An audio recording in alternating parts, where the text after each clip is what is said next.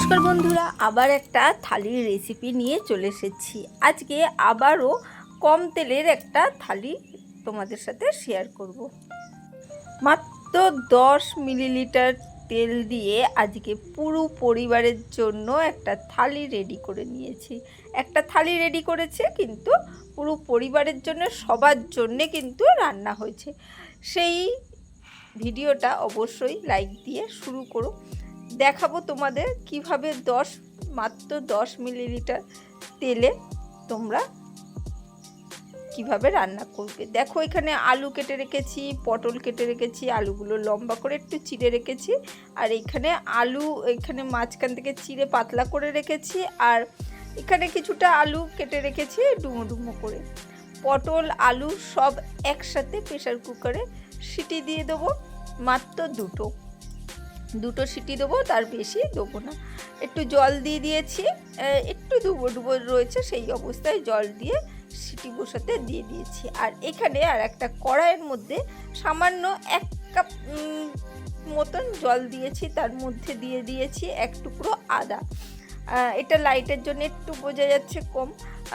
আদা দিয়েছি, আর দিয়েছি কয়েক কোয়া রসুন, আর একটা মাঝারি সাইজের পেঁয়াজ, মানে ওই টুকরো করে কাটা রয়েছে পেঁয়াজটা, সেই টুকরোগুলো দিয়ে দিয়েছি। আদা রসুন পেঁয়াজ সবগুলোই জলের মধ্যে দিয়ে দিচ্ছি, একটু ছড়িয়ে দিলাম যাতে জলের মধ্যে ডুবে থাকে। এইটাকে সেদ্ধ করে নেবো। 1 কাপ জল কিন্তু এর মধ্যে দিয়েছি, 1 কাপের বেশি লাগবে না।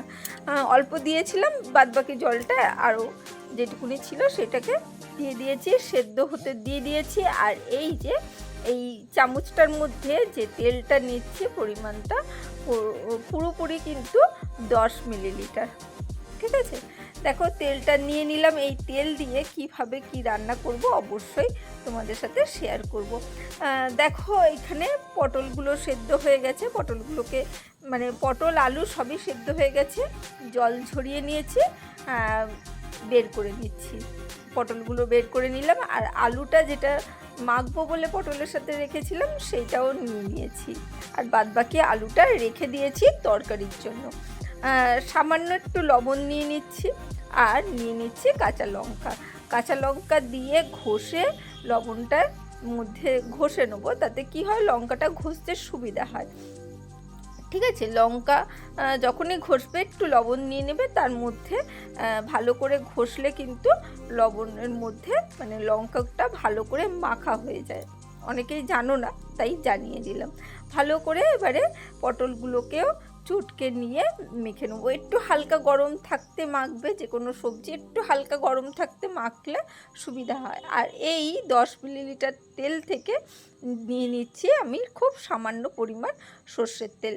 এই পটল ভাতের মাখাটার মধ্যে দিয়ে দিলাম। একটু সর্ষের তেলের ঝাঁঝ দিলে না বেশ ভালো লাগে, মাখাটা খেতে এত টেস্টি হয় না।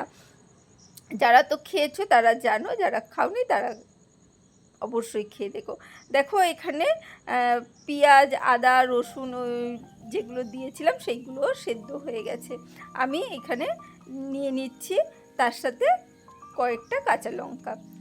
চলো এটা পেস্ট করে নেব। আর যে তেলটা রয়েছে সেই তেলটা দিয়ে দিলাম। দেখো, যে তেলটা রয়েছে এখান দিয়ে নিয়ে অল্প অল্প করে তেলটা চামচে করে দিয়ে দিচ্ছি, সেটাই দেখিয়ে দিচ্ছি।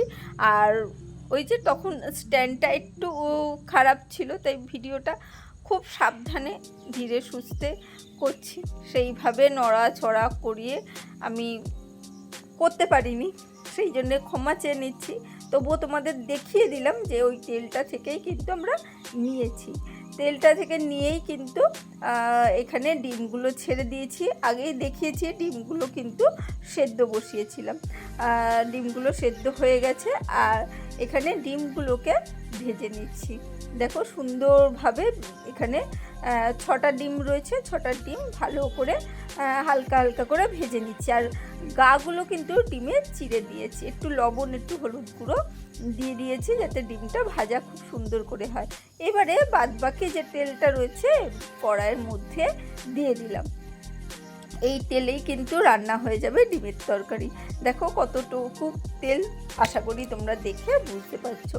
একটু বুদ্ধি খরচা করলে এই কম তেলেই কিন্তু রান্না করা যায় আর খুব সাশ্রয় হয়, মানে তেলের যা দাম আর তারপরে হচ্ছে স্বাস্থ্য। বেশি তেল মশলা খাওয়া তো ভালো না, তাই মাঝে সাঝে কিন্তু এইভাবে খেতেই পারো। দেখো যেটা পেস্ট করেছিলাম পেঁয়াজ আদা রসুন কাঁচা লঙ্কা দিয়ে, সেই পেস্টটা এবারে দিয়ে দেবো। তার আগে তেলের মধ্যে দিয়ে দিয়েছি গোটা জিরে ফোড়ন, দিয়ে এখানে মশলাটা আমি এর মধ্যে দিয়ে দিচ্ছি। মশলাটাকে দিয়ে খুব সুন্দর করে একদম লো টু মিডিয়াম ফ্লেমে কষিয়ে নিতে হবে। এই পর্যন্ত এসে যারা দেখতে দেখতে লাইকটা দিতে ভুলে গেছো তারা লাইকটা দিয়ে দিও। নতুন পুরনো সব বন্ধুদের জানাই অসংখ্য ধন্যবাদ এইভাবে পাশে থাকার জন্য। পুরো ভিডিওটা দেখো, আশা করি রেসিপিগুলো ভালো লাগবে। একটু লবণ, একটু হলুদ গুঁড়ো, একটু জিরের গুঁড়ো এর মধ্যে দিয়ে দিয়েছি। গ্যাসের ফ্লেমটা কিন্তু লো রেখেছি, না হলে কিন্তু কম তেলে রান্না করা সম্ভব না। একটু কাশ্মীরি লঙ্কার গুঁড়োও দিয়ে দিচ্ছি, তেলটাই কম, টেস্টে কোনো পার্থক্য নেই। দেখো ভালো করে কিন্তু মশলাগুলোকে কষিয়ে নিচ্ছি। একটু মিডিয়াম থেকে লো ফ্লেমে রেখে মশলাগুলোকে কষাতে হবে। আর এর আগেও কিন্তু আমি কম তেলের রান্না আরও শেয়ার করেছি, থালিও শেয়ার করেছি, তোমরা কিন্তু অবশ্যই দেখতে পারো। চলো, আমি রোজই কিন্তু নিত্য দিনই কিন্তু নতুন নতুন রেসিপি দিই, যেগুলো আমার অন্য বন্ধুদের খুব ভাল লাগে। তুমি যদি নতুন কেউ এসে থাকো তাহলে অবশ্যই চ্যানেলটাকে সাবস্ক্রাইব করে রেখো, তাহলে কিন্তু এই ধরনের রেসিপিগুলো দেখতে পারবে এবং প্রত্যেক দিন যখনই দেবো তোমরা তোমাদের সময়ের মতন দেখতে পাবে এবং শিখে নিতে পারবে। দেখো মশলাটাকে খুব ভালো করে কিন্তু কষিয়ে নিয়েছি। সামান্য আধ কাপ মতন জল এর মধ্যে দিয়েছি, দিয়ে আবারও ভালো করে মশলাটা মিশিয়ে নিচ্ছি। যেহেতু তেল কম দিয়ে রান্না, একটু জল দিয়ে ভালো করে মিশিয়ে নিয়ে নিচ্ছি। মশলাটা তো এমনি আগে যেহেতু সেদ্ধ করা রয়েছে সেইভাবে কষাতে হয় না, তবুও যেটুকুনি কাঁচা গন্ধ আছে সেইটুকুনি দূর করার জন্যে এবং টেস্ট বাড়ানোর জন্য একটু কষিয়ে নিতে হয়। এবারে সেদ্ধ করা আলুগুলো, যেটা সেদ্ধ করেছিলাম মাত্র 2টো সিটি দিয়েছি, সেই আলুগুলো দিয়ে দিয়েছি, দিয়ে সুন্দর করে ভালো করে কষিয়ে নিচ্ছি। ভালো করে কষিয়ে নিয়ে দেখো এবারে ডিমগুলোও দিয়ে দিয়েছি, ডিমগুলো দিয়ে ভালো করে মিশিয়ে কষিয়ে নিচ্ছি। এটাও মিডিয়াম ফ্লেমে করতে হবে। মিডিয়াম ফ্লেমে সুন্দর করে মশলাটাকে কষিয়ে নিলে কিন্তু রেডি হয়ে যাবে। এবং অবশ্যই ভাতের সাথে খাবো যেহেতু একটু তো জল দিতে হবে, গ্রেভি না হলে হবে না। তাহলে পটল ভাতে হলো, ডিমের তরকারি হলো, তাই তো। এইটা একটু সেদ্ধ হয়ে যাবে, মানে একটু আলুটা আর একটু সেদ্ধ হবে। মোটামুটি তো সেদ্ধ হয়েই গেছে, কিন্তু আর একটু সেদ্ধ হবে। মশলাটা টেস্টটা যাতে আলুর ভেতর ঢোকে, ডিমের ভেতর ঢোকে, সেই পরিমাণ কিন্তু জল দিয়ে দিচ্ছি। দেখো জল দিয়ে সেদ্ধ হতে দিয়ে দেবো, একটু শুকনোই রাখবো। আর এবারে করব আমের চাটনি। দেখো আমটাকে কেটে নিয়েছি মুখটা, আর এইখানে প্রেসার কুকারে একটু জল দিয়ে আমি সিটি দিয়ে দেবো, একটাই সিটি দেবো, ঠিক আছে, বেশি নয়।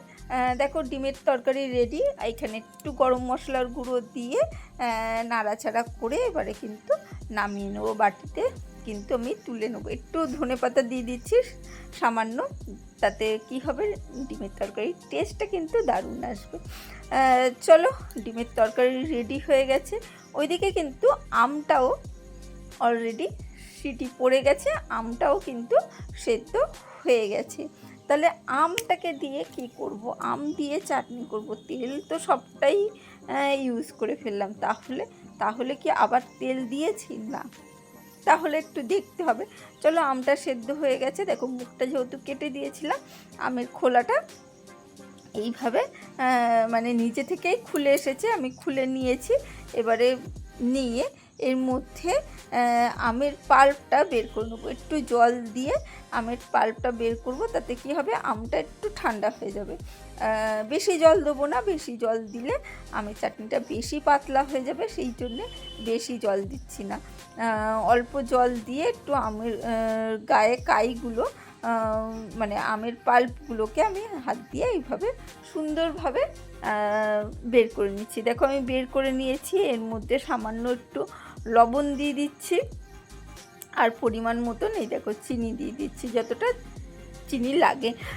এটা দোফালা আম, মানে এই আমগুলো খুব টক হয়, তাই ওই সেদ্ধ করে কিন্তু জল আমি ফেলে দিয়েছি, সেই জলটা ইউজ করিনি, আমি আলাদা করে করেছি, তাতে একটু টকটা একটু কম লাগে, মানে প্রচুর টক, মানে এর মধ্যে তাহলে অনেক চিনি দিতে হতো, সেই জন্যে কিন্তু ওই খোলা শুদ্ধ সেদ্ধ করে কিন্তু আমি সেই জলটা ফেলে দিয়েছি। আর এরপরে দেখো একটু হলুদ গুঁড়োও দিয়ে দিয়েছি রঙের জন্যে।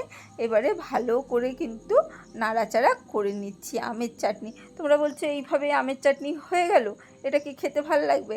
দাঁড়াও, এর মধ্যে দিয়ে দেবো আমি সেই বিয়েবাড়ি স্টাইলে আমের চাটনির মশলাটা।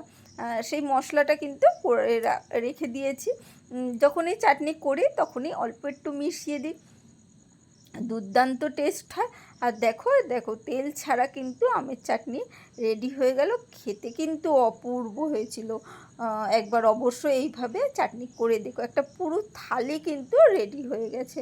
দেখো আবারও একটু মশলাটা দিয়ে দিচ্ছি, দিয়ে ভালো করে মিশিয়ে নিচ্ছি। এবারে থালাটা সাজিয়ে নেবো। দেখো ভাত দিয়ে দিয়েছি, এখানে পটল ভাতেটা দিয়ে দিয়েছি। আমি কিন্তু পুরো পরিবারের জন্য একটা থালা রেডি করে, মানে রান্নাটা করেছি, আর একজনের থালা একটু রেডি করে তোমাদের সাথে শেয়ার করলাম। দেখো আর কি লাগবে দুপুরের থালিতে, এতটুকু তেলে হলো তো রান্নাটা। অবশ্যই ট্রাই করো, আর ভালো লাগলে লাইক কমেন্ট শেয়ার করতে ভুলো না। এইভাবে পাশে থেকো। অসংখ্য ধন্যবাদ এতক্ষণ ধরে পাশে থাকার জন্যে এবং রেসিপিটা পুরো দেখার জন্যে। আজকের জন্যে টাটা, বাই বাই।